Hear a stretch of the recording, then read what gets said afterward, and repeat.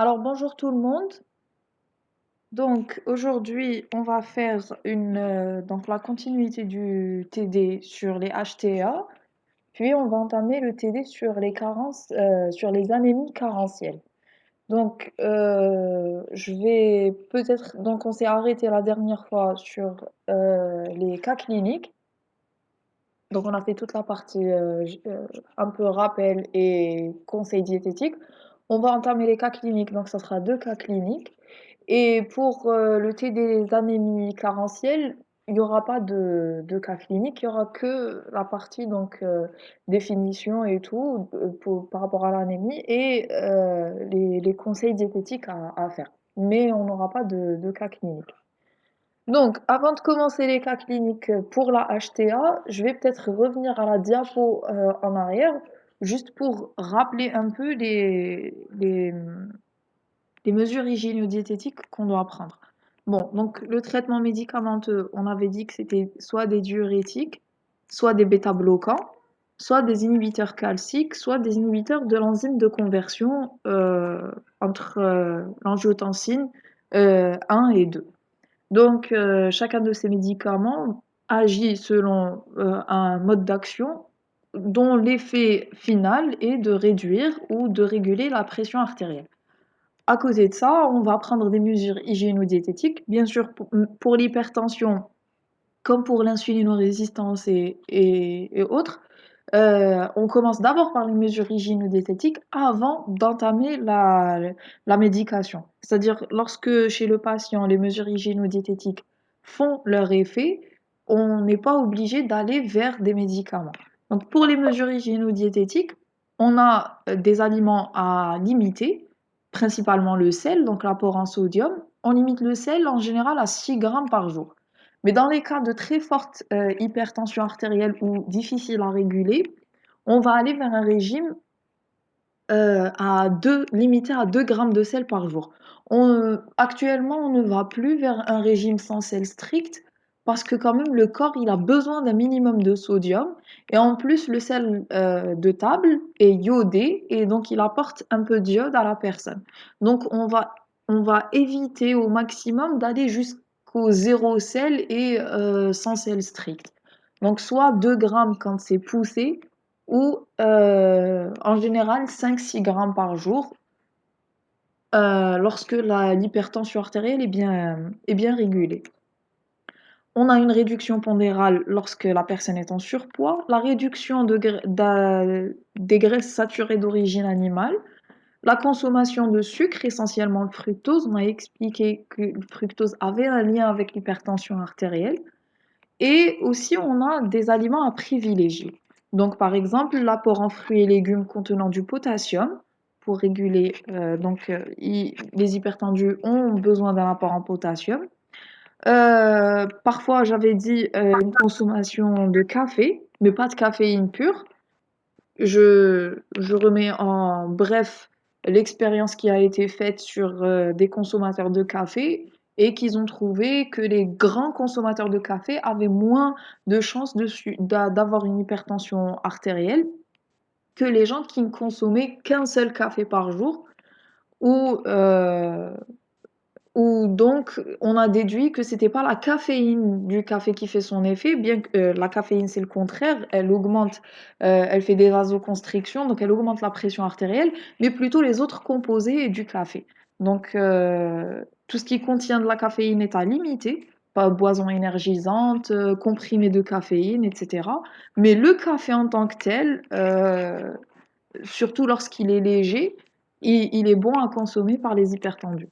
Il y a d'autres, il n'y a pas de preuves scientifiques qui prouvent vraiment ça, mais c'est toujours bon de le faire parce que chez certaines personnes, ça a marché. Donc, vous avez la consommation d'ail, consommation de gingembre frais, du chocolat noir pour son apport en magnésium également. Et aussi, il y a le régime DASH. Il a été spécialement conçu pour les hypertendus. Donc, c'est privilégier fruits et légumes, la volaille, donc viande blanche, les poissons, viande grasse avec des acides gras saturés, et les produits laitiers, céréales complètes et des fruits à coque. et bien sûr limiter les graisses saturées, les viandes rouges, etc. Aussi, parfois une supplémentation en vitamine D, surtout lorsque la personne a tendance à ne pas être trop exposée au soleil.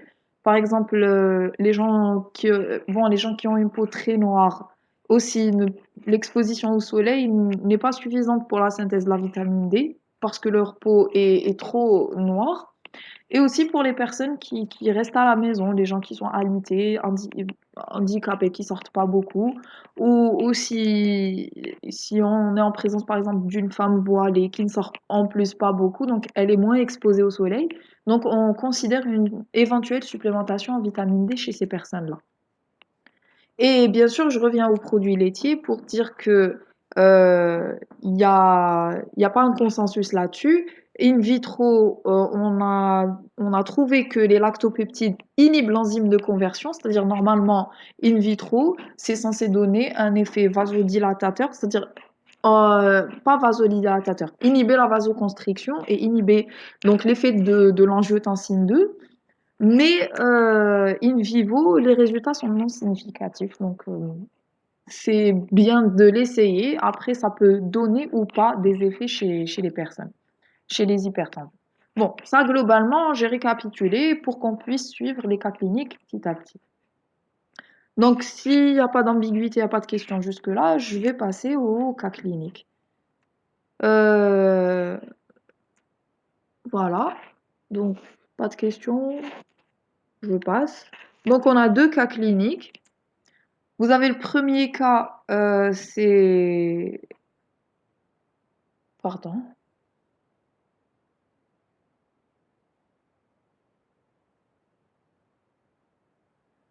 Donc, le premier cas, c'est le cas d'un homme qui est âgé de 62 ans et qui mesure 1,67 m, poids 82 kg à la consultation. C'est une personne qui a récemment été à la retraite et qui a une pression artérielle usuelle de 14,9, c'est-à-dire 140-90 mm/Hg. Mais depuis 3 mois, puisque je vais dire tout à l'heure, il consulte régulièrement et donc quand il va régulièrement chez son médecin, il lui prend sa tension. Il a une tension usuelle d'habitude de 140-90, mais depuis les 3 derniers mois, à chaque fois qu'il fait à chaque consultation, sa pression est de 160-90. Justement, il consulte régulièrement pour un eczéma chronique et pour des conseils pour perdre un peu de poids. C'était un ancien fumeur, mais il a arrêté de fumer depuis 6 mois. Et il a un antécédent d'infarctus du myocarde chez le père. Son père est décédé d'un infarctus du myocarde ou a eu un infarctus du myocarde à 52 ans. Sa glycémie après bilan est retrouvée à 1,13 g par litre à jeun, son LDL à 1,32 g par litre et sa créatinine à 11,4 mg par litre. Alors les questions, c'est que proposer pour poser le diagnostic de la HTA? Quels sont les risques, les facteurs de risque cardiovasculaire et le niveau du risque cardiovasculaire chez ce patient? Et aussi, quelles recommandations nutritionnelles donner à ce patient? Donc, on va parler de la première question, c'est que proposer pour poser le diagnostic de l'hypertension artérielle? Donc, bon, dans ce cas-là, c'est une personne qui consulte chez un médecin. Mais lorsque vous recevez quelqu'un pour un régime chez vous, rien ne vous interdit de lui prendre sa tension artérielle pour avoir une idée. Si vous trouvez qu'il a 160-90, vous lui conseillez quoi pour être fixé, est-ce qu'il est hypertendu ou pas? Donc, qu'est-ce que vous lui conseillez de faire?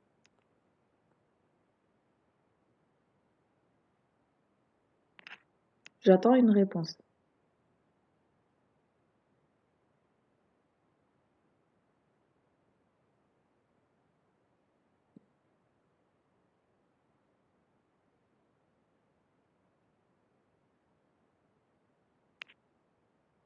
Vous prenez une tension artérielle d'un patient, vous la trouvez à 160-90, vous lui conseillez quoi?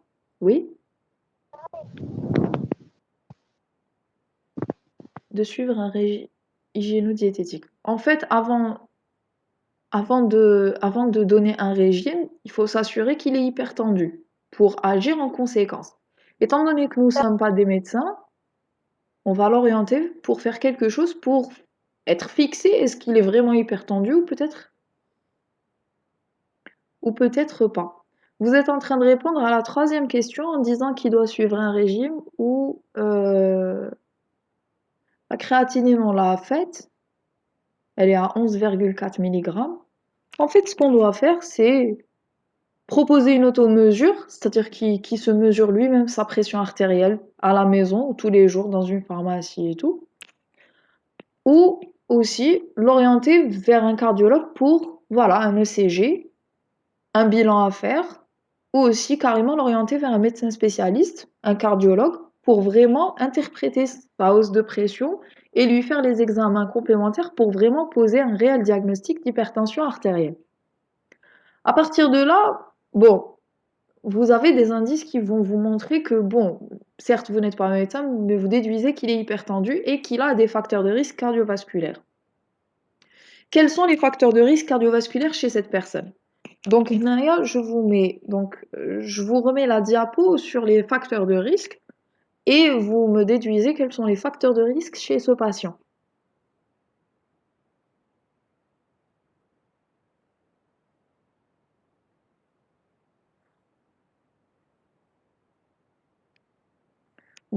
Le diabète, obésité. Obésité, il faut calculer son IMC. Je ne sais pas, est-ce qu'il dépasse 30 ou est-ce qu'il est juste entre 25 et 30? Mais en tout cas, il est en surpoids. Très bien. Tabagisme arrêté. Bon, dans les facteurs de risque, c'est lorsque le tabagisme est arrêté depuis moins de 3 ans. Et lui, en l'occurrence, il a arrêté le tabac depuis 6 mois. Donc, on a le surpoids, le tabagisme. Le diabète, on ne peut pas vraiment dire que c'est un diabète, c'est un diabétique. Vous dites l'âge, oui, c'est l'âge, il dépasse 50 ans. On peut pas dire que c'est un, on peut pas dire que c'est un diabétique parce que d'accord, on a 1,13 grammes par litre, mais on n'a pas encore posé le diagnostic et il faut autre chose pour poser le diagnostic du diabète. Donc là aussi, on va l'orienter vers d'autres bilans et analyses pour voir est-ce qu'il est juste insulino-résistant ou carrément diabétique. Vous dites antécédents familiaux, oui, il a un antécédent d'infarctus du myocarde chez le père qui est survenu avant 55 ans, donc il présente un risque, un facteur de risque cardiovasculaire pour lui. Donc pour les facteurs de risque, on va dire son IMC, il est en surpoids, presque obèse, l'âge plus de 50 ans, IDM chez le père avant 55 ans et arrêt du tabac depuis moins de 3 mois, 3 ans. Après, on parle du niveau du risque cardiovasculaire. En fait, le niveau du risque cardiovasculaire, selon combien de facteurs de risque il y a chez une personne, on peut estimer est-ce que le niveau du risque cardiovasculaire est relativement bas, moyen ou un haut risque cardiovasculaire. Chez ce patient, c'est un... Bon, je rajoute, quand vous avez dit 1,13 g, vous dites diabétique, je reviens, je dis suspicion d'intolérance au glucose ou un diabète. Ça reste à confirmer par un médecin spécialiste. Donc je reviens au risque cardiovasculaire. Chez ce patient, et il a un niveau de risque cardiovasculaire élevé parce qu'en même temps, il a plus de 3 facteurs de risque et à côté de cela, il a une pression artérielle supérieure à 160-90.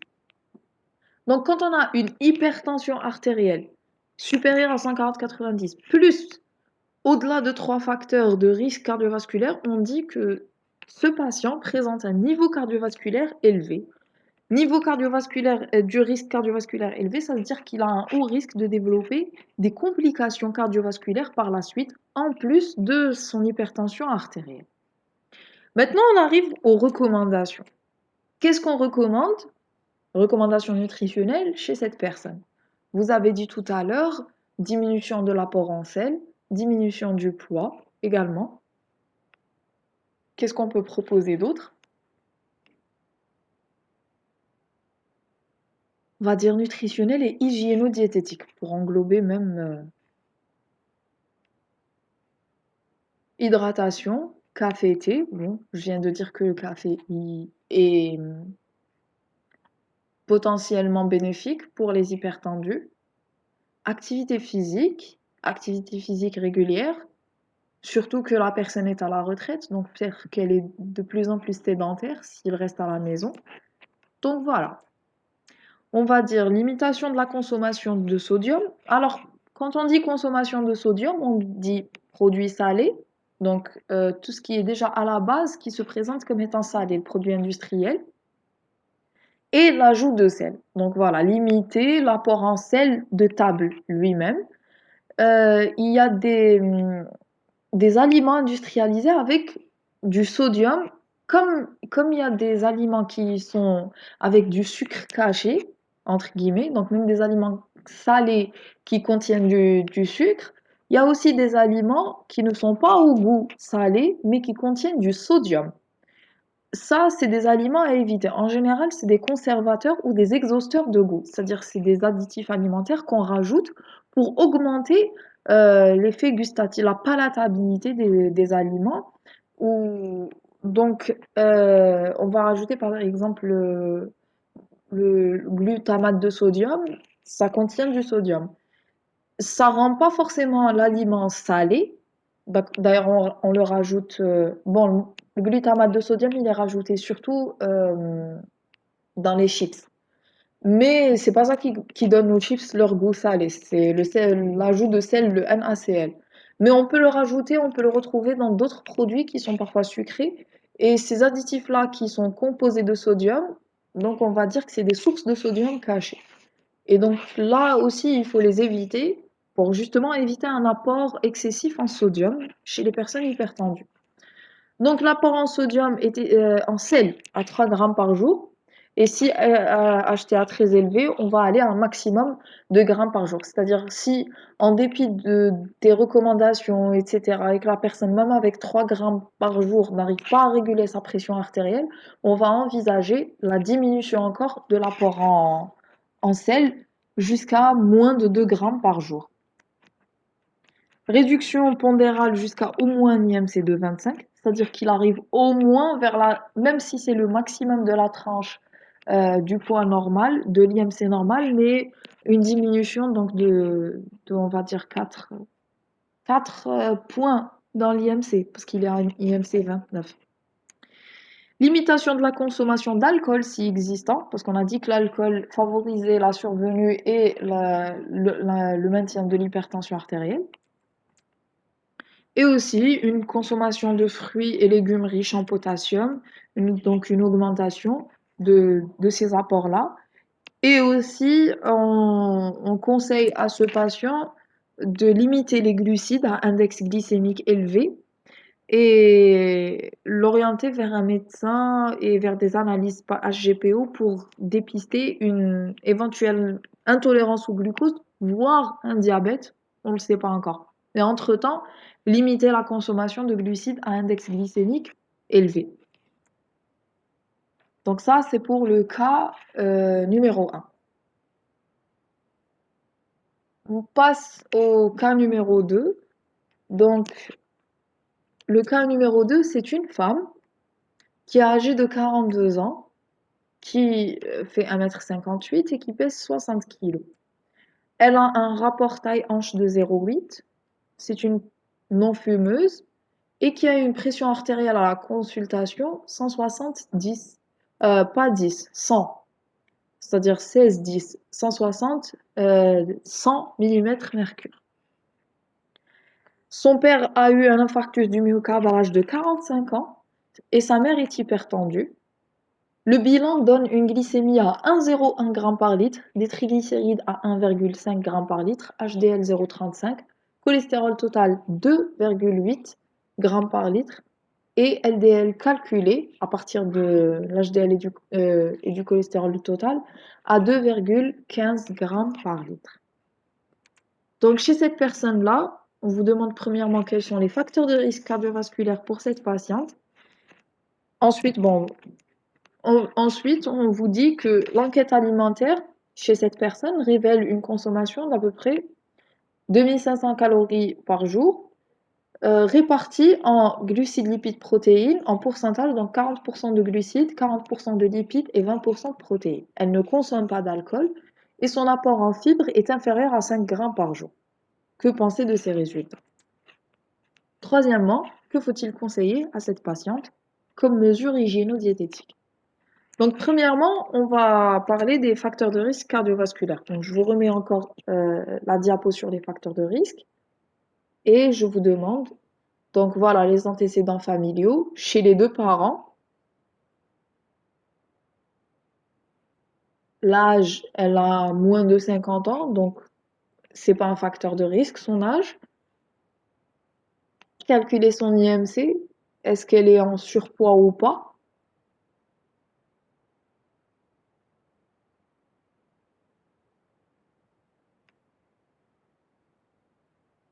Dyslipidémie, oui, elle est à la limite des triglycérides. La limite des triglycérides, c'est 1,5 g. La limite du cholestérol total, c'est 2 grammes. Donc, elle a une hypercholestérolémie et elle est à la limite de l'hypertriglycéridémie. Également, son rapport taille-hanche est de 0,8, donc il est normal. On peut pas déduire, on peut pas dire qu'elle a une obésité viscérale. Donc, c'est-à-dire qu'elle n'a pas de graisse viscérale comme facteur de risque. Mais je me rappelle plus de l'IMC de cette patiente. Je sais pas, est-ce qu'elle fait partie de... Est-ce que son IMC présente un facteur de risque ou pas? Donc voilà, globalement, sédentarité, en fait, parce que j'ai pas détaillé tout le cas clinique, c'est une femme qui ne pratique pas vraiment de l'activité physique. Elle a une dyslipidémie, antécédent d'infarctus du myocarde avant 55 ans et parents hypertendus. Donc bon, apparemment son IMC est à la normale. Donc ce sont les facteurs de risque. À partir de là, si je vous demande le niveau du risque cardiovasculaire chez cette patiente, est-ce qu'il est élevé ou non? Vous dites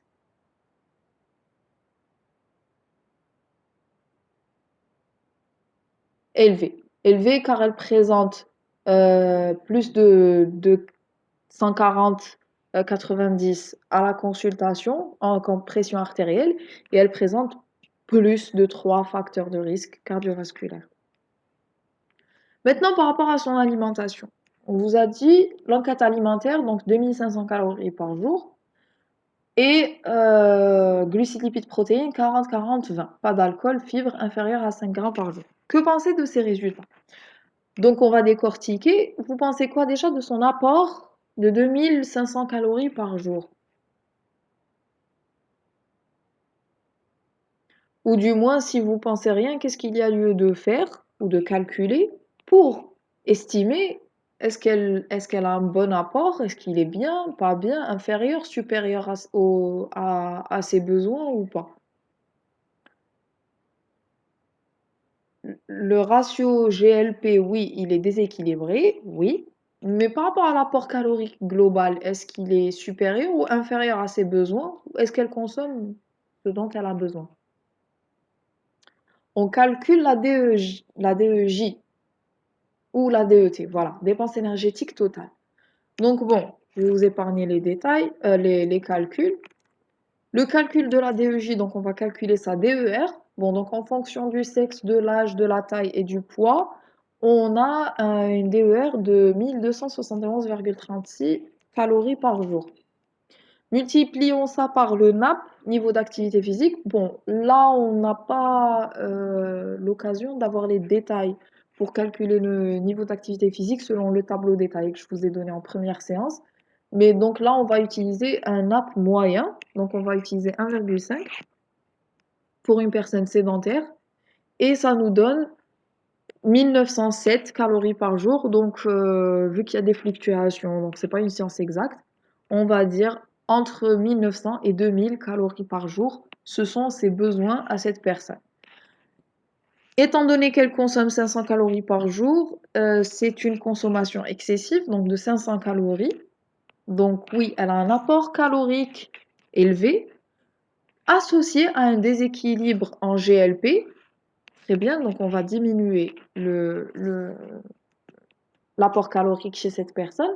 Et vous pensez quoi des fibres alimentaires? Personne n'a fait de remarque sur l'apport en fibres chez cette personne.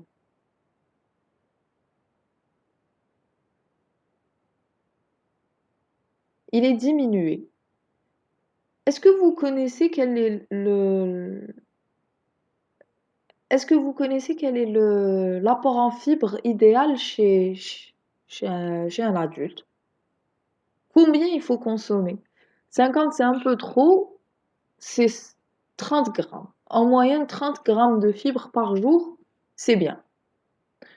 Donc, on va donc récapituler. Donc, on a une personne qui a une surconsommation énergétique, vu que, euh, vu que c'est 2500 au lieu de 2000. On a un apport déséquilibré en glucides, lipides, protéines, vu que ça doit être 55, 30, 15, et une carence en fibres. À partir de là, on va donner des conseils à cette patiente. Donc, on va lui conseiller quoi comme recommandation? Donc, vous avez dit diminution de l'apport calorique. Donc, on va lui constituer un régime qui va faire globalement dans les 2000 calories par jour.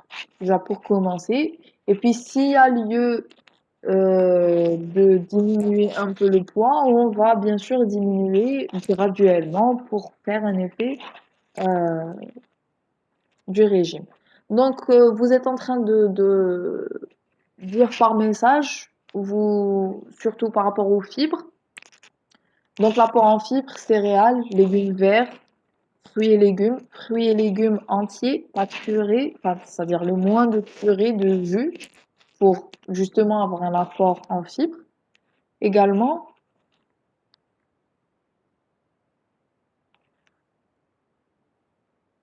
bon, je fais donc réduction des apports énergétiques, activité physique, diminuer les glucides à index glycémique élevé parce qu'elle a une glycémie à jeun quand même de 1, elle est à la limite. Euh, vous avez dit équilibrer le rapport GLP, oui. Diminuer son apport en lipides, oui, par rapport à la En fait, par rapport à la dyslipidémie, on va diminuer l'apport en acides gras saturés, surtout. Les insaturés, on a toujours besoin d'acides gras insaturés. Et diminuer surtout l'apport en sucre. J'ai expliqué, je crois, dans le cours par rapport à l'obésité ou là, le diabète, je ne sais plus, que c'est surtout l'apport en sucre excessif, donc index glycémique élevé. C'est lui qui va conduire à un stockage des acides des acides gras donc, et peut conduire plus tard à une dyslipidémie. Il y a aussi l'apport en fructose. Donc, réduction des apports énergétiques, activité physique régulière, limitation de la consommation de sodium, bien sûr, vu que c'est une personne hypertendue, privilégier les aliments de source végétale par rapport aux sources animales. On revient au régime DASH, donc on donne ces recommandations-là. Diminuer les aliments transformés, donc qu'ils soient transformés à la maison ou de manière industrielle. Parce que manger une purée ou un jus, même s'il est fait à la maison, ça constitue un aliment qui est transformé. Maintenant, il n'est pas ultra transformé, ça reste toujours, c'est pas nocif de le consommer. C'est juste qu'il faut le diminuer pour justement privilégier un apport en fibres. Donc voilà, les sources végétales et les aliments transformés, c'est surtout par rapport à l'apport en fibres et la limitation de la consommation de viande rouge et de graisse animale, et aussi la limitation de sucre et aliments à index glycémique élevé. Donc là, je crois que j'ai fini. Voilà, j'ai fini par rapport à ça. Mais tant qu'on est dans le régime et j'ai, euh, je vais pas vous donner de cas cliniques pour l'anémie carentielle, je veux ouvrir une petite parenthèse ou une grande parenthèse, ça dépend. Est-ce qu'on a parlé du, de l'établissement d'un régime hypocalorique? Les régimes hypocaloriques pour la perte de poids. Et je sais pas, je vous demande, est-ce que vous avez déjà vu ça dans un autre module ou pas? C'est-à-dire comment procéder lors d'un régime hypocalorique? Vous me répondez pour voir, est-ce que je détaille beaucoup ou pas les informations? Non, très bien. Donc, quand vous êtes face à une personne qui est en surpoids ou obèse et qu'il faut lui faire un régime hypocalorique donc pour diminuer le poids, vous avez deux types de régimes. Le régime qui est utilisé par tout le monde, c'est le régime strict. Le régime sans zéro glucides, zéro lipides, régime à 500, 1000 calories et qui permet une réduction spectaculaire du poids en un temps record. C'est-à-dire que la personne se met à manger des légumes cuits à la vapeur, sans sel, sans gras, sans pain, et elle va perdre 6 kilos par semaine.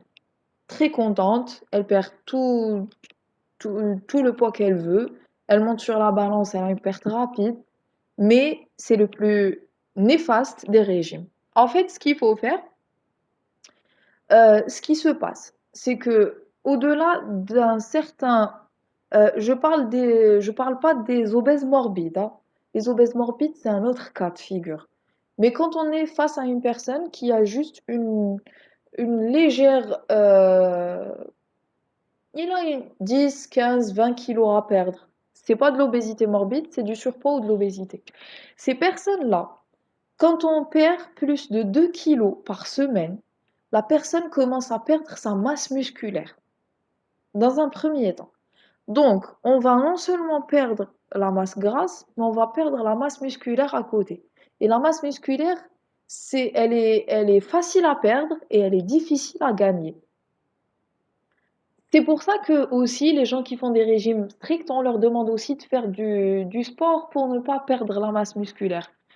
Mais là, en fait, il faut me suivre ou la revoir l'enregistrement parce que je vais un peu sortir à chaque fois des petites parenthèses par-ci par-là pour bien cerner le sujet. Donc, les personnes qui prennent, qui font une activité physique, faire de l'activité physique, ça construit du muscle. Mais au cours de l'activité physique, ça détruit le muscle. Ça le détruit parce que c'est une agression. Une activité physique intense est une agression du muscle. Donc ce qu'il faut faire, c'est pour ça que les sportifs, lorsqu'ils font une activité physique, surtout de musculation, dans un premier temps, ils agressent leurs muscles. Et c'est pour ça que immédiatement après la séance de musculation ou autre, ils doivent prendre des protéines pour la récupération. Et c'est lors de la récupération qu'il y a construction du muscle. Donc il y a donc rétablissement déjà du muscle à la base et il y a construction du muscle par la suite, c'est-à-dire au-delà de ce qui a été perdu. Et donc si on ne donne pas assez de protéines à ce muscle, il n'a pas comment se construire.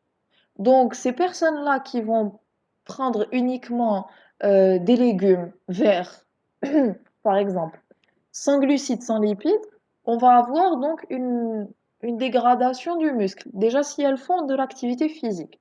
Et même si elles ne font pas une activité physique, ce qui se produit, vous savez qu'il y a des tissus qui sont glucodépendants, cerveau, hématie, rétine de l'œil, etc. C'est en- Et lorsqu'on a un défaut d'apport en glucides, le corps va puiser des glucides d'ailleurs. Donc il va faire de la néoglucogénèse à partir de protéines. D'où il va ramener ces protéines? C'est en dégradant le muscle. Et il faut savoir aussi, vous avez le turnover protéique. Chaque jour, on perd des protéines qu'on renouvelle. C'est pour ça qu'il nous faut un apport quotidien en protéines pour renouveler à chaque fois les protéines. Et si la personne consomme que des légumes et qui n'apportent pas de protéines, donc les protéines qui sont dégradées ne sont pas renouvelées. On peut synthétiser certains acides aminés, mais il y a des acides aminés essentiels qu'on ne peut pas synthétiser. Et en leur absence, la protéine qui a besoin de ces acides aminés essentiels ne peut pas se faire. Donc c'est en ce sens que ces régimes-là sont néfastes. Ils peuvent ne pas être néfastes sur le court terme, parce que le patient, pourquoi c'est à la mode ces régimes-là? Parce que justement leur effet néfaste ne se voit pas sur place, il se voit à long terme. À long terme, on va avoir une personne qui va être affaiblie, qui va avoir des problèmes de santé plus tard, qui va toucher donc le foie, les reins, etc. Ça, c'est par rapport à ce genre de régime. Euh, qu'est-ce que j'allais dire d'autre? Aussi, qu'est-ce qui se passe lorsqu'on fait un régime hypocalorique? Par exemple, une personne qui a, vous calculez ses besoins, comme cette personne-là, ce cas clinique, le numéro 2, on a calculé ses besoins à 2000 calories par jour. Elle veut maigrir. Il faut pas lui donner d'office 1000 calories par jour. Parce que d'accord, elle va perdre du poids. Elle va perdre du poids pendant 1, 2 semaines, puis elle va stagner. Pourquoi elle stagne cette personne? Parce que son métabolisme s'est adapté, il s'est mis en mode famine. Donc, l'organisme, lorsqu'on est dans un régime hypocalorique strict et avec une rétention calorique, c'est-à-dire avec un défaut calorique qui est très bas, un apport calorique très bas, l'organisme se met en mode famine, et d'ailleurs c'est ce qui a permis la survie de l'espèce pendant l'époque de la préhistoire, c'est qu'au moment où il n'y a pas d'aliments, le métabolisme de base, il diminue. Donc l'organisme s'adapte à cette baisse calorique et diminue son métabolisme de base. C'est ce qui fait l'effet yo-yo des régimes hypocalorique. C'est que la personne fait un régime à 800 calories, elle perd ses 10-15 kilos, mais elle ne se rend pas compte que son organisme s'est adapté à ce régime-là et donc a diminué le métabolisme de base. Ce qui fait que cette personne-là, dès qu'elle revient, elle ne fait pas de surconsommation, elle revient juste à la consommation normale d'une alimentation saine et équilibrée, elle va quand même reprendre du poids. Parce que justement, son métabolisme de base, il est devenu plus bas encore que la normale. Il s'est adapté. Donc c'est là le danger de, enfin, l'explication de l'effet yo-yo. Ce qu'il faut faire idéalement, c'est de diminuer par palier de 250 calories. Donc si la personne a besoin de 2000 calories, déjà on lui équilibre à 2000 calories parce qu'elle consomme 2500. Puis on passe petit à petit à 250 en moins, donc 1750, jusqu'à ce qu'on atteigne le palier. Son poids ne bouge plus. 250, 250, 250. Il y a aussi un autre facteur qu'il faut prendre en considération et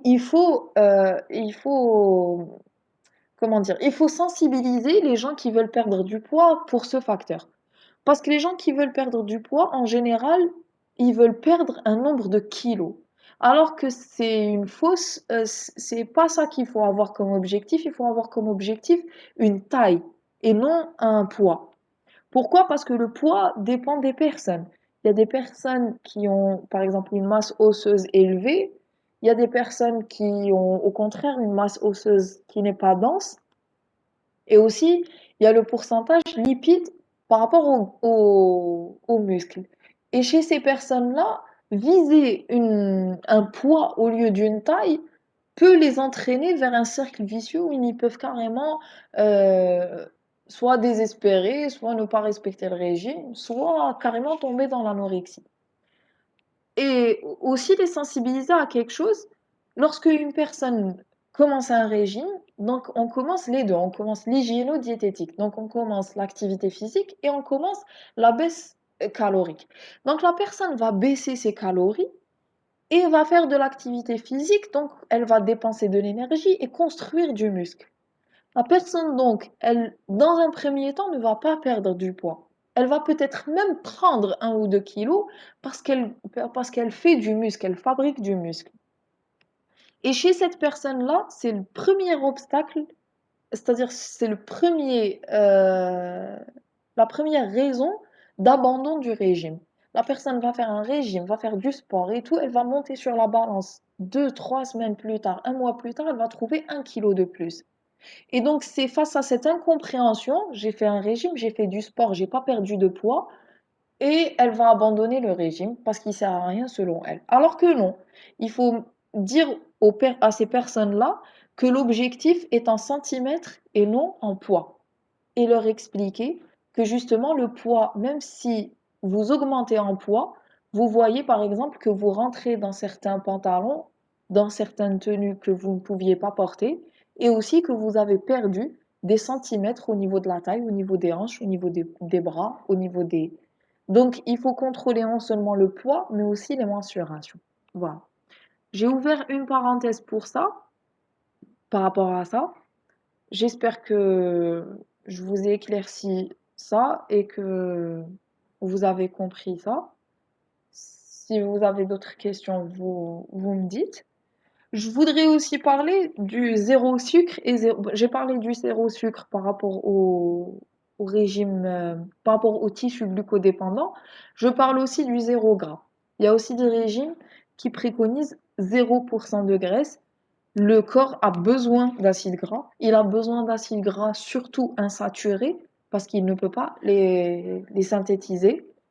Et si on n'a pas un apport correct en lipides, vous l'avez vu, les lipides sont essentiels, donc construction de la bicouche lipidique, etc.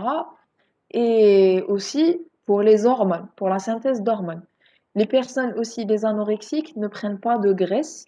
Et surtout les anorexiques, par exemple, chez les femmes, on va assister à une aménorrhée. C'est une absence de la synthèse aussi d'hormones stéroïdes qui conduit à ces dérèglements hormonaux. Parce qu'il n'y a pas de matière, il n'y a pas assez de cholestérol ou d'acide gras pour synthétiser des hormones. Et donc, on assiste à un dérèglement hormonal. Donc, en fait, quand on fait un régime aussi hypocalorique soit-il, il faut toujours garder un apport en protéines, un apport en fibres, un apport en glucides et un apport en lipides. Toujours. Ne jamais exclure une catégorie d'aliments d'un régime. Voilà. Le cerveau ne... Oui, le cerveau ne se nourrit que de glucose. En fait, il se nourrit de corps cétoniques, d'où le régime cétogène. Mais sa source d'énergie principale, c'est le glucose. C'est un tissu glucodépendant. Il ne sait pas utiliser les acides gras. Donc, en glucides, en absence de glucose, il faut faire de la néoglucogénèse pour avoir de l'énergie à utiliser par le cerveau.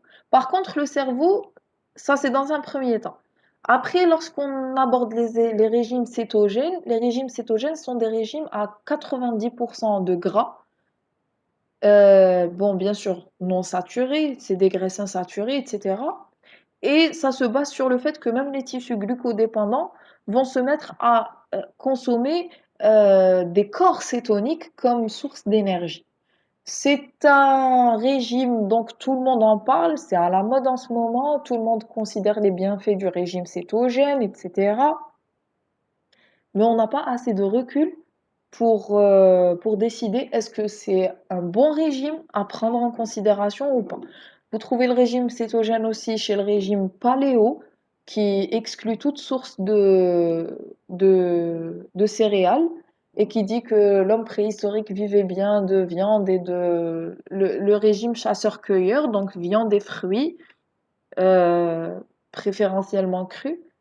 Mais ce n'est pas pour rien que ça fait des siècles et des siècles que c'est pas pour rien que ça fait des siècles et des siècles que l'être humain s'est stabilisé sur un régime avec un apport en céréales, etc. Donc, il faut prendre ce genre de régime avec des pincettes parce qu'on n'a pas assez de recul sur l'effet à long terme de ces régimes-là. Par contre, ce que je peux dire, c'est que le régime cétogène est préconisé, enfin, il est obligatoire chez certains patients épileptiques. Chez certains épileptiques, ça paraît dès l'enfance, c'est des épileptiques qui ne répondent pas aux antiépileptiques et leur seule manière de réduire les crises d'épilepsie, c'est de, c'est de diminuer, c'est de ne pas avoir d'apport en sucre. C'est-à-dire le cerveau, dès qu'il a un apport en glucose, on ne sait pas très bien ce qui se passe à l'intérieur, mais ça déclenche des crises d'épilepsie. Donc ces personnes-là font un régime à vie, c'est un régime cétogène, et ils consomment jusqu'à 90% de leur apport alimentaire est sous forme de graisse, donc c'est du gras, et 10% de protéines. Ils consomment pratiquement pas de sucre. Mais voilà, c'est des régimes qui sont pour des patients qui sont malades. Donc voilà, ça c'est par rapport au régime. Maintenant, si vous n'avez pas d'autres questions, je vais passer au deuxième, à la séance d'après, euh, le, c'est les anémies carentielles. Alors une personne a dit pourquoi on augmente l'apport en potassium. On augmente l'apport en potassium parce que je l'ai dit la séance précédente par rapport à l'hypertension. En fait, le sodium fonctionne avec le potassium. D'ailleurs, vous avez la pompe sodium-potassium. Et en fait, les chercheurs, ce qu'ils ont remarqué, c'est que pour un même apport de sodium, c'est-à-dire on prend deux personnes, si les deux personnes ont par exemple un apport de sodium de 6 grammes par jour, 6 grammes par jour de sel, donc 6 grammes d'apport en sodium. Les gens qui avaient plus d'apport en potassium avaient une tension diminuée, une pression artérielle plus basse que ceux qui avaient un apport en potassium bas. Donc, pour un même apport en sodium, l'apport en potassium, il aide à réguler la pression artérielle. Donc, c'est pour ça que certains chercheurs parlent plus de ratio sodium-potassium plutôt qu'un apport strict en sodium. Donc, c'est pour ça que chez les personnes hypertendues, on peut leur demander, bon, s'il n'y a pas de contre-indication par rapport aux reins, parce que les insuffisants rénaux, on doit pas, on doit limiter leur rapport en potassium. Mais si on a une personne hypertendue, mais qui a une fonction rénale normale, donc à 100%, on peut lui demander de manger des fruits et légumes qui contiennent du potassium pour aider à réguler sa pression artérielle par rapport à son apport en sodium. Voilà, maintenant je passe aux anémies carentielles.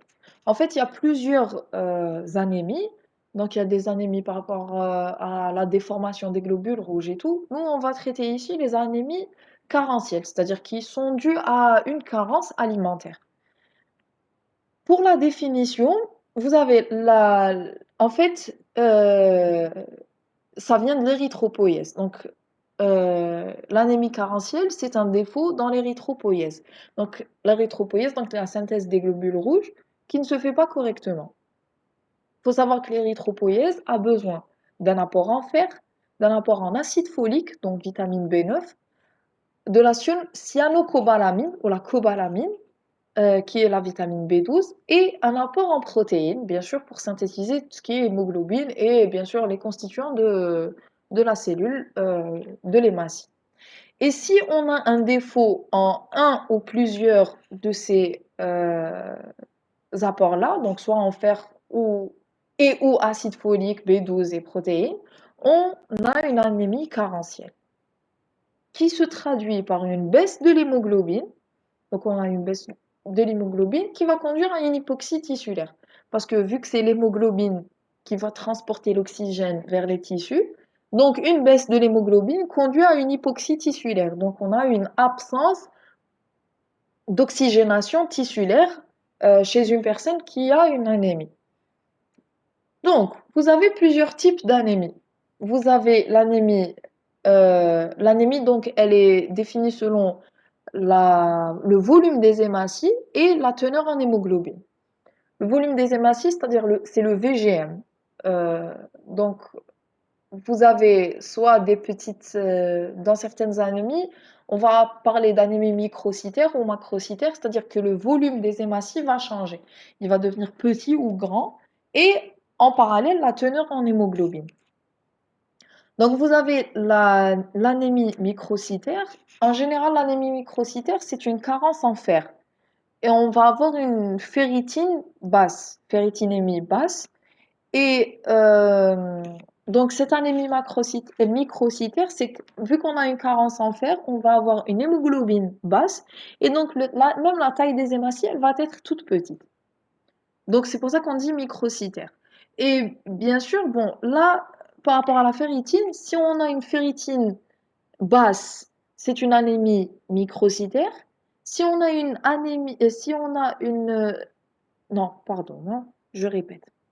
L'anémie microcytaire, si elle est, donc on va avoir des globules rouges avec un tout petit diamètre, donc plus petite que la normale. On va doser la ferritine. Si on trouve la ferritine basse, ça veut dire que c'est une anémie qui est due à une carence en fer. Donc il faudra supplémenter le patient en fer. Si cette ferritine est normale ou carrément élevée, donc plus que la normale, Ce n'est pas une anémie par carence en fer, mais c'est une anémie due à un syndrome inflammatoire. Donc là, il faudra aller chercher une autre cause de l'anémie qui n'est pas une cause nutritionnelle. Ce serait une cause inflammatoire. Ça, c'est les anémies microcytaires. On a aussi les anémies macrocytaires. Donc macrocytaires, donc macro, augmentation de la taille. Ça, c'est une anémie qui est liée à un déficit soit en B9, en B12 ou en des deux protéines. Elle peut être aussi toxique, médicamenteuse ou alcoolique. Donc soit c'est un déficit en vitamines, soit c'est une toxicité, un médicament ou bien un excès d'alcool qui va conduire à une anémie macrocytaire. Et enfin, vous avez des anémies normocytaires où on trouve le volume normal, c'est-à-dire le volume des hématies, il est normal. هنايا l'anémie normocytaire, on peut la séparer en deux types. Vous avez la régénérative et la arégénérative. La régénérative, c'est une anémie qui est due à une hémolyse ou une hémorragie. C'est-à-dire, elle n'est pas due à une carence. En fait, les carences, que ce soit en fer ou en vitamines, vont affecter le volume des hématies. Donc, on va avoir des hématies de petite taille ou de grande taille. Mais lorsqu'elle est normocytaire, c'est pas une carence alimentaire, c'est une perte. Donc vous avez par exemple les régénératifs, c'est une hémolyse ou une hémorragie. Donc une destruction à l'intérieur de l'organisme des globules rouges ou bien une hémorragie, donc une perte une perte de sang, donc une perte de globules rouges, soit par saignement, donc hémorragie, donc perte de sang. Et vous avez les A régénératifs. Les A régénératifs, c'est des hémodilutions ou carences en B9, B12 ou en fer. Quand je parle d'hémodilution, c'est parfois des fausses anémies. Donc, quand vous allez faire... en fait, nous, on a un certain nombre de globules rouges qui permettent d'oxygéner de manière optimale les tissus sanguins, les tissus de l'organisme. Et ce nombre de globules rouges, on le met à une concentration parce qu'on a environ 5 litres de sang. Donc, donc on va tester cette concentration, on va doser cette concentration en globules rouges pour savoir est-ce qu'on est anémique ou pas. Mais lorsqu'une personne, par exemple chez la femme enceinte, on a une augmentation du volume sanguin, mais le nombre de globules rouges reste le même. Et il continue d'oxygéner les tissus de manière normale. Mais comme le volume sanguin augmente, à peu près d'1 litre par exemple chez la femme enceinte, lors du dosage, on va avoir une anémie. C'est une hémodilution, c'est une fausse anémie. Donc on croit que c'est une anémie parce qu'on a le nombre de globules rouges reste le même, il oxygène bien les tissus, mais comme on a rajouté de l'eau, donc on a augmenté le volume sanguin, donc on a diminué la concentration. Donc c'est une anémie par hémodilution. Ou parfois on peut avoir une carence. Voilà, ça c'est pour les différents types d'anémie. Maintenant, vous avez aussi la carence en fer sans anémie. C'est-à-dire la personne a une carence en fer, mais ne présente pas d'anémie. C'est une hémoglobine qui est normale, mais on trouve la ferritine qui est basse. Ferritine basse, mais tous les autres paramètres sont normaux. Hémoglobine normale et volume des hématies normal. Signes cliniques de l'anémie. Donc l'anémie, personne anémiée, présente une asthénie, une pâleur de la peau et des conjonctives, une dyspnée à l'effort. Alors au début de l'anémie, c'est une dyspnée à l'effort. Donc quand elle fait des efforts, elle a du mal à respirer. Après, ça devient, quand l'anémie est poussée, ça devient des dyspnées même au repos. Vous avez des céphalées, des vertiges, des états confusionnels, ça c'est des formes graves de l'anémie.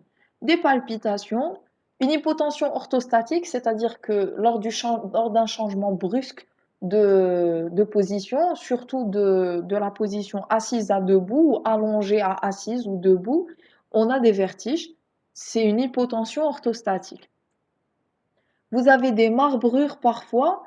Alors les marbrures, en fait, c'est donc vous avez la peau et on a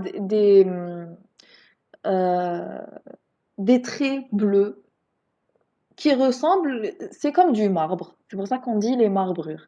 Les marbrures ne sont pas à confondre, c'est pas à confondre avec les marbrures dues à la déshydratation. Chez les bébés particulièrement, quand ils ont des marbrures, la plupart du temps, ils sont déshydratés.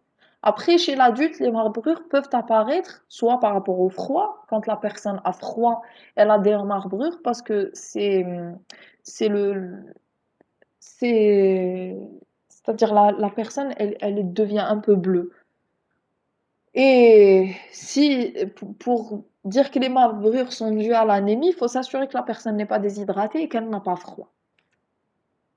Et aussi, parfois, dans les formes graves de l'anémie poussée, on a des troubles neurologiques qui peuvent être soit moteurs, c'est-à-dire le mouvement, soit psychiques, soit sphinctériens, c'est-à-dire par rapport à tout ce qui est involontaire.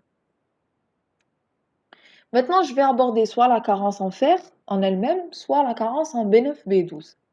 Donc maintenant, par rapport à la carence en fer. La carence en fer, j'ai dit, elle conduit à l'anémie microcytaire qu'on appelle hypochrome. Hypochrome, pourquoi? Hypochrome de pigment. Et comme c'est l'hémoglobine qui donne la couleur, en fait, c'est l'hémoglobine qui donne la couleur rouge du sang. Et donc, si on a une baisse en hémoglobine, c'est pour ça que la personne devient pâle. Parce qu'il n'y a pas assez d'hémoglobine pour donner une coloration rouge, rosée de la peau et des conjonctives. Donc, lorsqu'il y a une baisse en hémoglobine, on a une pâleur parce qu'il n'y a pas assez d'hémoglobine. Et l'hémoglobine, lorsqu'elle ne se forme pas, justement parce qu'il n'y a pas assez de fer pour fixer pour former l'hémoglobine. Donc, d'où l'anémie microcytaire hypochrome. Alors, non, on va parler d'abord des pertes quotidiennes en fer. S'il faut un apport quotidien en fer. On perd chaque jour environ 1 milligramme de fer chez l'homme. La femme, en fait, la femme, elle perd en moyenne 2 milligrammes par jour. Pendant les jours normaux, elle perd 1 milligramme par jour. Et lorsqu'elle a son cycle menstruel, c'est-à-dire lorsqu'elle a ses règles, elle perd plus de 2 milligrammes, jusqu'à 3-4 milligrammes par jour. Et si on normalise ça, donc on fait une moyenne sur un mois, elle perd environ 2 milligrammes par jour. Et aussi, on a euh, pas une perte, hein, mais on considère ça comme une perte de l'organisme de la mère parce que ça va chez le fœtus. C'est environ 500 milligrammes par jour durant le troisième trimestre de la grossesse, lorsque le fœtus commence à former son propre sang, son propre stock de globules rouges et de fer, etc. Donc il puise du fer de la mère. Donc la mère doit être supplémentée en fer, surtout lors du troisième trimestre de la grossesse.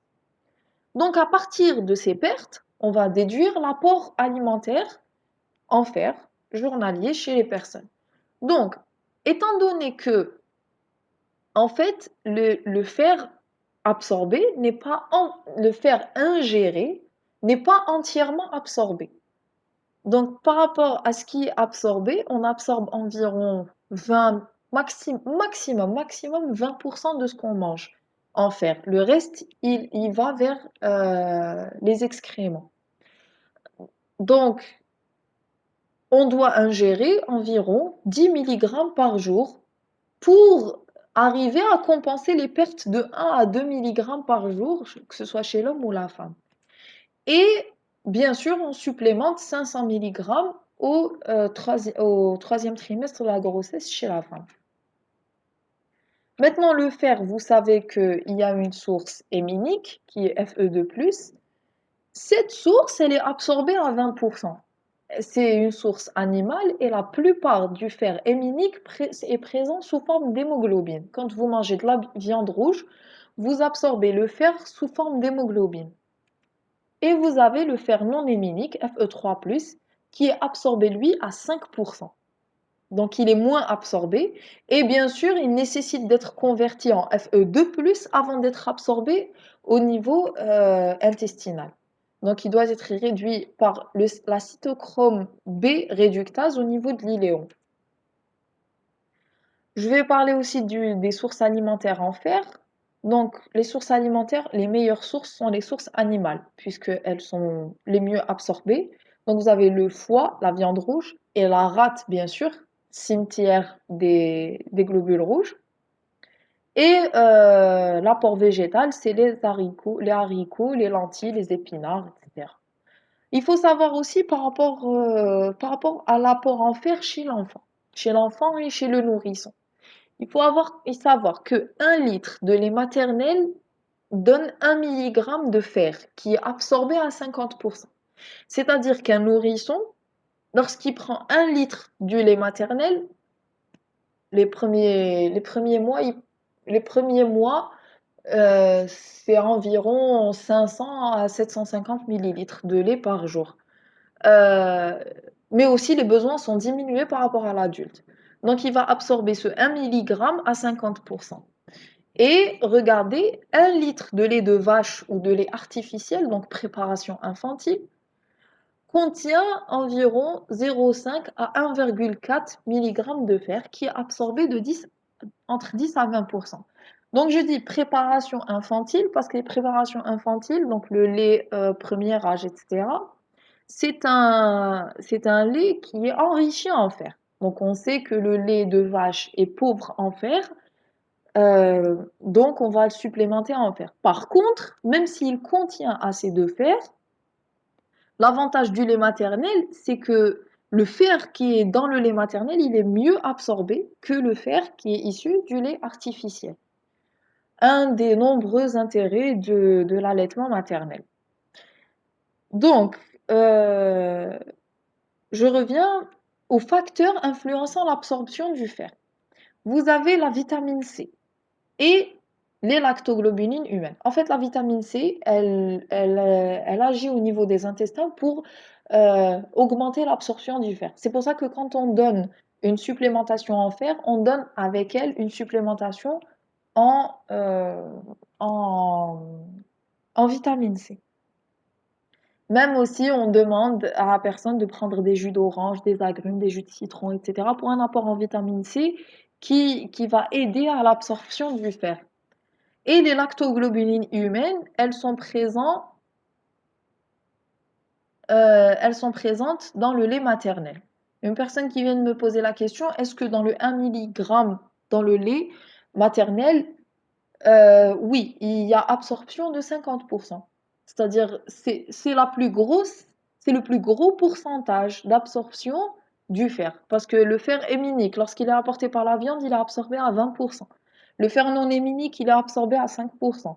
Le fer qui est issu du lait de vache, il est absorbé entre 10 à 20%. Et le fer issu du lait maternel est absorbé à 50% à l'aide des lactoglobulines humaines présentes dans le lait maternel. Donc au final, le nourrisson, il reçoit 0,5 mg de fer. Mais ça lui suffit. En tant que nourrisson, en tant que bébé de quelques mois, cet apport lui suffit. Et vous avez aussi les aliments acides comme la sauce tomate qui aident à l'absorption du fer parfois. Vous avez aussi des facteurs qui inhibent l'absorption du fer, comme les phytates qui sont présentes dans les céréales complètes et aussi les tanins qui sont présents en grande partie dans le thé. C'est pour ça que les grands consommateurs de thé ont une anémie. Après là, il faut pas aussi, par exemple, une personne qui présente une anémie peut continuer de consommer le thé. C'est juste qu'il faut éviter la consommation du thé traditionnellement juste après le repas. Si on consomme le thé en dehors du repas, c'est-à-dire environ 2, 3, 4 heures après le repas, il n'y a pas de mal à ça. Et il faut aussi ne pas exagérer. Aussi, le moment, quand on donne un apport en fer, le repas dans lequel il y a un apport en fer, il faut éviter, surtout chez les gens qui ont une alimentation équilibrée, il n'y a pas de problème, qui n'ont pas une anémie. Mais chez les personnes qui ont une anémie, le moment de la prise du supplément en fer ou de l'aliment en fer, il faut il faut éviter l'apport en céréales complètes dans ce repas-là, parce que ça va interférer avec l'absorption du fer. Et aussi, vous avez le calcium, le phosphate et le phosphore qui peuvent aussi interférer avec l'absorption du fer. C'est pour ça aussi quand on donne une supplémentation, par exemple la femme au troisième trimestre, la femme enceinte, on lui donne une supplémentation en calcium et en fer. On peut lui demander de prendre par exemple le calcium à un moment et le fer à un autre moment de la journée. Donc, et où vous avez aussi la caséine et le lactosérum. C'est pour ça que le lait de vache, il est absorbé entre 10 à 20%, même s'il est de source animale. Par contre, même si le lait maternel contient du calcium aussi, il est absorbé à 50% à l'aide des lactoglobulines qui favorisent l'absorption du fer. Maintenant, je vais parler un peu des causes des carences en fer. Vous avez en général parce qu'en général, on ingère le fer. Donc, c'est soit une cause d'absorption, soit des pertes excessives. Donc, les carences en fer sont dues à des hémorragies ou à des dons de sang répétés. Lorsque la personne donne du sang en ne respectant pas les intervalles de 3-4 mois minimum pour l'homme et la femme, on peut avoir une anémie due à ça. Pour les femmes, c'est les grossesses répétées et rapprochées. Ça épuise le corps et ça cause des anémies. Donc en général, même si une femme, lors de sa première grossesse, n'a pas eu vraiment une anémie, si elle fait une grossesse juste après, qui est répétée, enfin, c'est-à-dire voilà, très rapprochée de la première grossesse, elle peut avoir une anémie, euh, surtout lors du troisième trimestre de la grossesse. Vous avez aussi chez les nourrissons un allaitement exclusif qui est trop prolongé. L'allaitement exclusif, c'est-à-dire le fait de donner que du lait maternel sans introduire des aliments. Il faut savoir que l'introduction de l'alimentation chez le nourrisson, elle se situe selon les recommandations entre 4 et 6 mois. Selon l'enfant, selon ce qu'il veut pas, selon la sensibilité de son estomac, on donne une fourchette entre 4 et 6 mois. Et il vaut mieux ne pas aller au-delà de 6-7 mois avant d'introduire il ne faut pas aller au-delà de 6-7 mois avec un allaitement exclusif, sinon on peut exposer l'enfant, entre autres, des risques d'allergie, mais aussi à des risques de carence en fer et une anémie chez le nourrisson.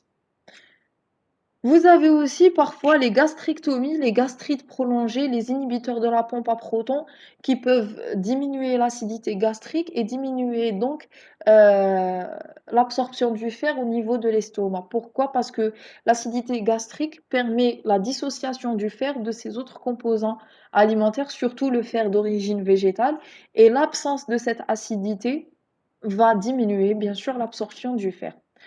Et vous avez aussi la géophagie, c'est un trouble du comportement alimentaire, pica, qui consiste à manger de la terre. Et donc géo, terre, c'est des gens qui mangent de la terre. On peut avoir une géophagie temporaire chez certains enfants qui mangent de la terre, après ça disparaît, et parfois ça peut être un trouble alimentaire et un trouble du comportement alimentaire, et lorsqu'il se situe à long terme, au niveau de la terre, il y a des substances qui inhibent l'absorption du fer alimentaire et donc on peut avoir une anémie par carence en fer chez ces personnes qui présentent ce trouble du comportement alimentaire. Voilà. Ça, c'est pour les carences en fer. Maintenant, je parle des carences en B12 et B9. Je vais parler de l'apport. Donc, vous avez l'apport en B9, c'est l'acide folique. De la naissance à la puberté, l'individu a besoin environ de 300 microgrammes d'acide folique par jour. 400 microgrammes chez l'adulte et 500 microgrammes chez la femme allaitante et 600 chez la femme enceinte. Chez la femme allaitante parce que ça passe dans le lait et donc elle couvre son apport à elle plus celui du nourrisson. Et chez la femme enceinte parce que ça passe chez le fœtus. Alors, il faut savoir que la B9 et se situe, c'est-à-dire les réserves en B9, donc l'excès en B9 absorbé et conduit à des réserves au niveau hépatique. Et que les réserves hépatiques sont de 10 à 15 milligrammes qui suffisent pour 3 mois. Ça pallie un peu aux fluctuations des apports en B9. C'est-à-dire que même si on ne consomme pas du tout de vitamine B9, on a assez de B9 dans notre corps pour les 3 mois.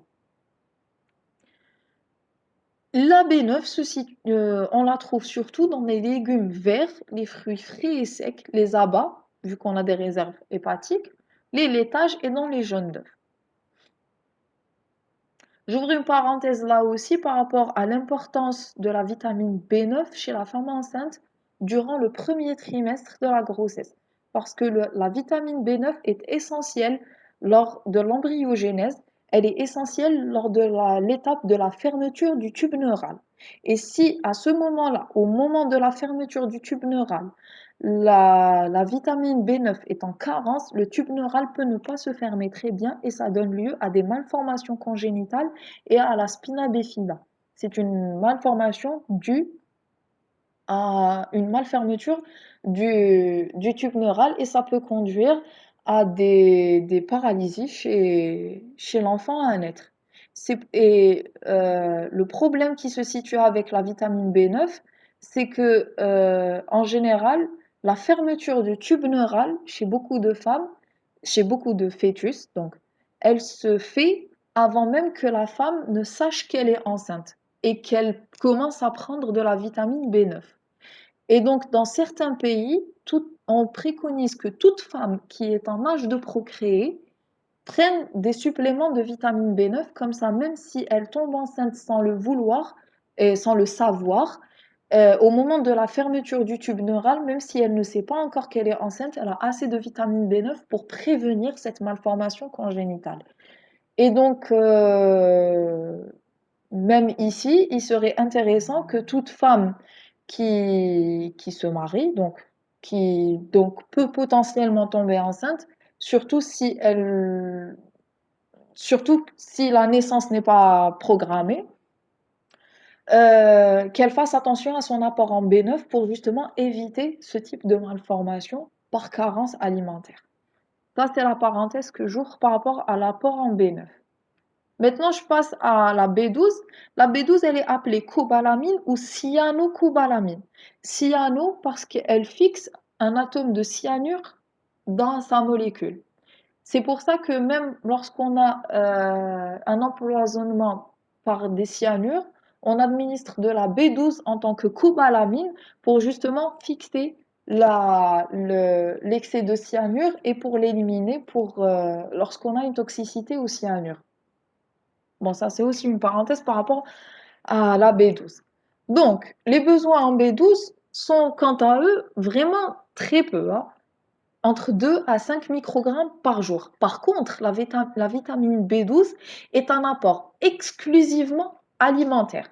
Elle ne peut pas être synthétisée et elle est exclusivement un apport animal. On ne trouve pas de B12 chez les végétaux. Mais bon, la vitamine B12, dans le contexte d'une alimentation diverse et variée et riche, on, on a très très peu de carences alimentaires de B12. En général, les gens qui sont carencés en B12, c'est les gens qui ont des symptômes de malabsorption intestinale de la B12.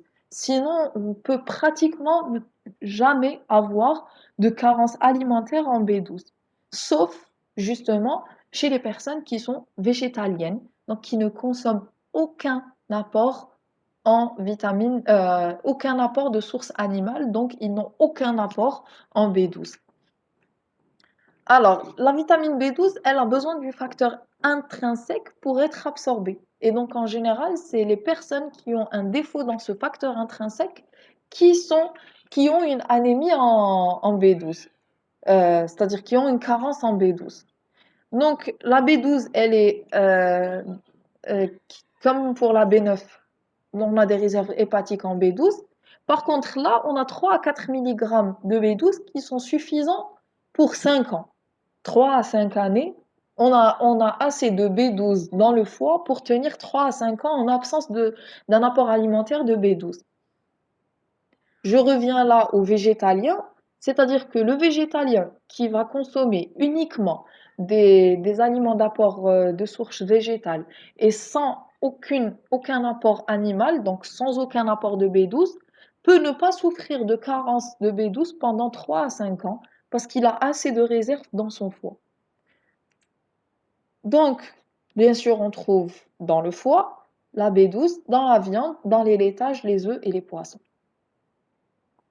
Alors, maintenant, par rapport aux carences. Lorsqu'on a une carence en B9 ou B12, on a une anémie macrocytaire, c'est-à-dire que la cellule va devenir géante. On va trouver des hématies qui sont très grandes.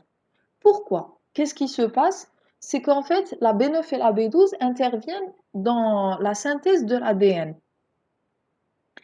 Et lorsque j'ai une carence en B9, B12, je ralentis le rythme auquel l'ADN est synthétisé. Donc l'ADN synthétisé est aussi la maturation du noyau. Et dans ce cas-là, qu'est-ce qui se passe? Il y a un déséquilibre, il y a un décalage entre la synthèse et la maturation du noyau et la maturation cellulaire. La maturation cellulaire se fait à son rythme normal. Par contre, au niveau du noyau, elle se fait à une vitesse ralentie. Donc, ce décalage fait que le temps que le noyau, autant, le temps qui est l'ADN qui est synthétisé, etc. Après, bon, on a une atrophie du noyau et parce que les hématies ne contiennent pas de noyau. Mais entre-temps, le temps que tout ça se fasse, en absence de B12, la cellule euh, en dehors du noyau, elle a non seulement subi une maturation, mais au-delà, elle a augmenté de taille. Donc, ça donne une anémie macrocytaire. C'est ça qui donne l'anémie macrocytaire chez les personnes. Donc, ça donne une cellule géante qui est macrocytaire.